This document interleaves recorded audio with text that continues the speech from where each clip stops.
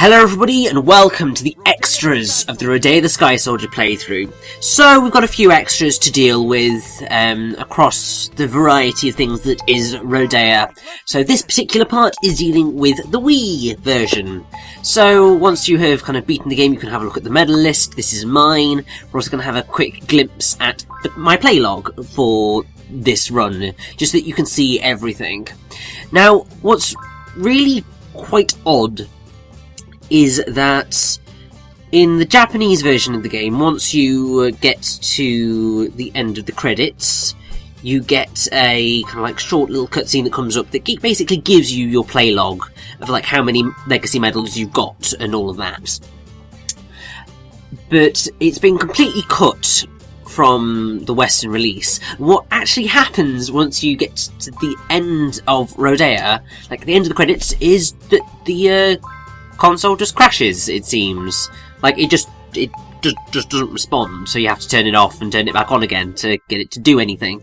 It freaked me the hell out when it happened to me the first time, and then I thought, right, so I'll just make sure I save before I go into chapter 25, and hope for the love of God that it doesn't happen. But it does, so it just seems that they screwed up immensely. Now, this is what is going to cover the rest of this part, the multiplayer mode. Because, yes, the Wii version of Rodea has a multiplayer mode, which is kind of ridiculous. Now, I could have sworn that it was possible to play as the various different unit characters, so like Orthos, Rylus, Kelvis, Valgis, and so on and so forth. But I don't know, either I was just incredibly blind to how you switched characters. I really don't know. But essentially the way it works is very much akin to Sonic Adventure 2 Battles multiplayer mode, in that you kind of race to the finish. And, like, if you've got people to play with, this could be rather amusing. And really quite fun. Because it's a race to get gravitons, to be able to get the shortcuts, to be able to then get to the end. When you're just kind of trying to record it yourself, you just end up looking like a bit of a muppet.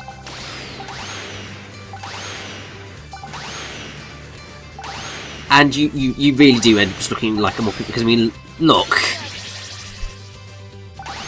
Because you can't play this game, play this multiplayer mode like one-handed on both sides. You need to be focused, because you can't point and do that sort of asynchronous gameplay at the same time. It's probably the best way I can think about explaining it. Now, this was me thinking, oh, did I miss something in trying to find the optional characters? But no, it just didn't seem to work. So I was just like, oh, this just makes me sad.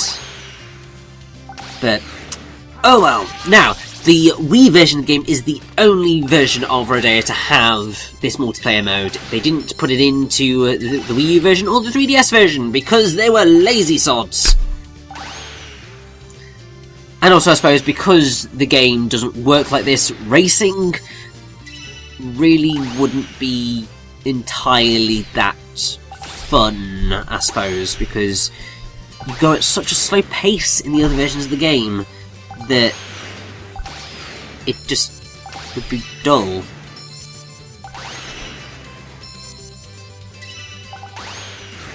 Either way, what we're doing for pretty much the rest of this part is the multiplayer mode. So I'm going to show you every single stage in the game, because why the hell not? It's fun, and it's a bit of variety in the end, so why the hell not just enjoy it whilst it's here anyway.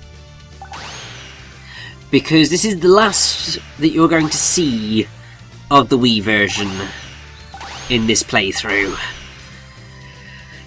Because the next extras part, which may or may not be the last one, we'll have to see on that front, but that will be the Wii U version of the game, just to show you how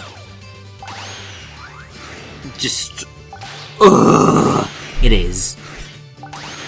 It's basically the best way I can describe it, is just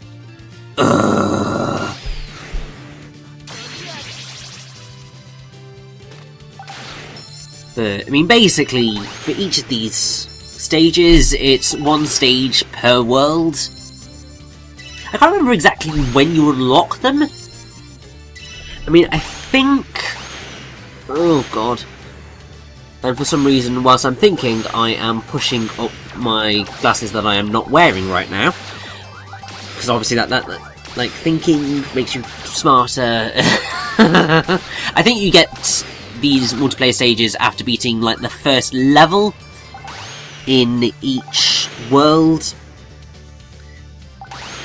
So, there's a reasonable amount you can do. Now, what's going to be happening quite a lot is that time is going to run out during my attempts to get player 2 all the way to the end. And what's quite fun is that, and this is the thing where you've got to be very sneaky with your tactics, is that once a player has opened up a bonus gate, which is a shortcut, other players can then follow you through that bonus gate. So you've got to kind of decide, do you want to help people along the way, or do you want to, you know, make them suffer? Because somebody could theoretically follow you through a bonus gate that you've wasted your gravitons on, and then they'll use, like, the next shortcut, and you don't stand a chance because you've just wasted your gravitons, and you might have already gone past it and so can't follow through. So it's just, there's a little bit of strategy, but also, you know, you just got to speed like there is no tomorrow. Also, I will say, I love that this is here, but obviously, seeing as it is local multiplayer only, it ultimately ends up being a little bit useless to me. Which is sad, because, I don't know, I mean, perhaps I would have liked online multiplayer with this, but then there's only 5 stages, and obviously the Wii doesn't have online working anymore, because they turned off all the servers. So, I mean, what was the point in keeping it going, because the Wii is dead now? And it was dead for a very... well, it's been dead for years now, so... yeah...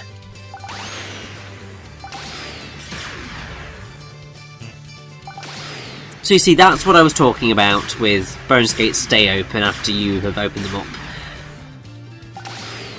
Now, I will say that I'm probably being a little bit silly in thinking, well, I'll take, like, shortcuts on the first player to try and, you know, get through this as quickly as possible, but then decided to go the slow route with the second player, if only for the purposes of showing off, or attempting to show off, the entire level, rather than just skimming through it.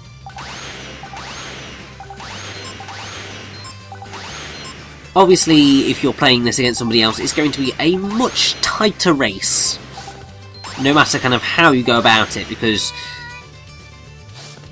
like, I had a 1 minute and 23 second head start on that race, so to get as close as I did is pretty easy. I think that there's like I think the timeout comes at like 2 minutes, perhaps? Maybe 3. Maybe 2.5. I'm not sure. I've not kind of sat and counted and just thought, let's see how long these automatically last. Although, having a look at my timer information here,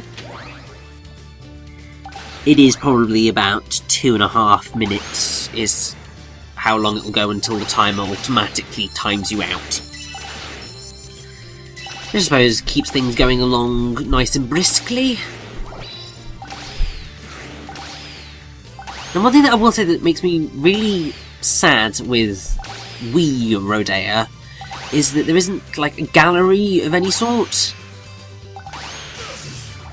Like, obviously, I mean, some of the concept art for Rodea will be absolutely stunning, and I think there is an art book that was given, well, was part of, like, the collector's edition of the game.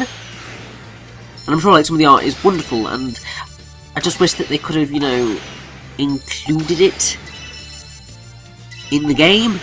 Because, you know, like how you have in Knights and Bayonetta and pretty much most of the games that I play, they always tend to have the galleries with the concept art, and I always love kind of going over them because some of the art is gorgeous. That's what I would have wanted in Rodea. But I suppose lack of a budget, and also it's not a necessity, so why would they include it, really? Kadakawa, in publishing the game, really didn't give a damn. So, not a lot you can do about it, really.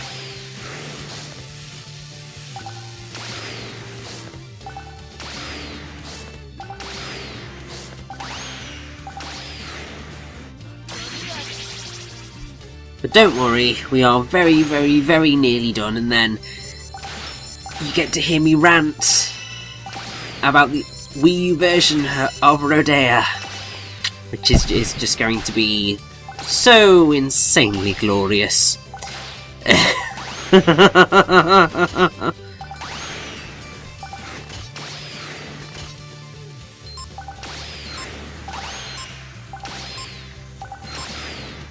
Now, I think if anybody were to ask me which of these multiplayer levels was my favourite, I'd probably say it's actually the last one.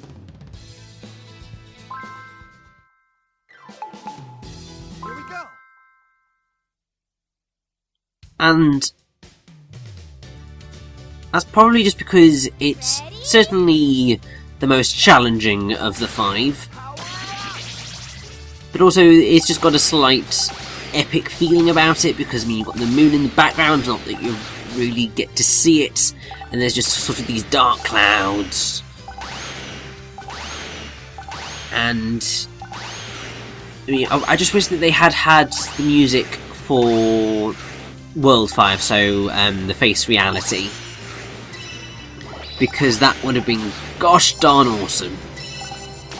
Would have really brought home, like, the epic race to the finish that they kind of probably were wanting to go for, but then we just had the main level theme, which was, I think, World 1, which I think the song's called In the Sky, or something to that effect.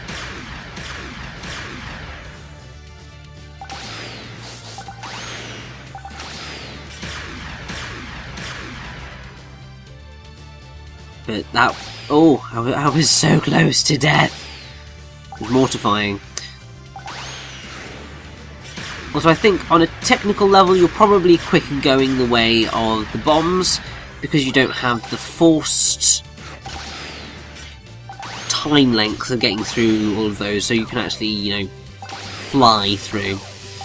Also, this is so precarious.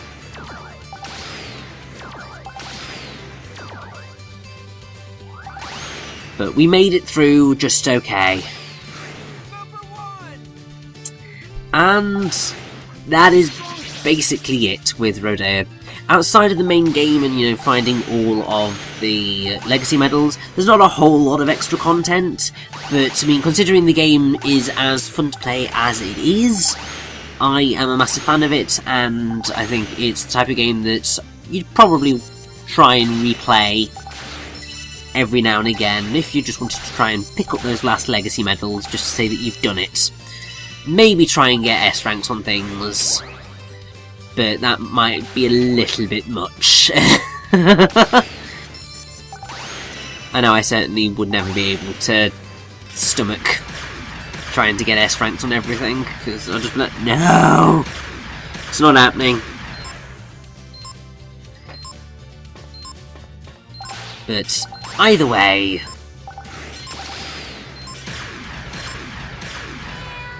time is up. That is everything to do with the Wii version of Rodea the Sky Soldier. Hope you join me in the next extras video, where we are going to go over the Wii U version. Rodea the Sky Soldier. See you then.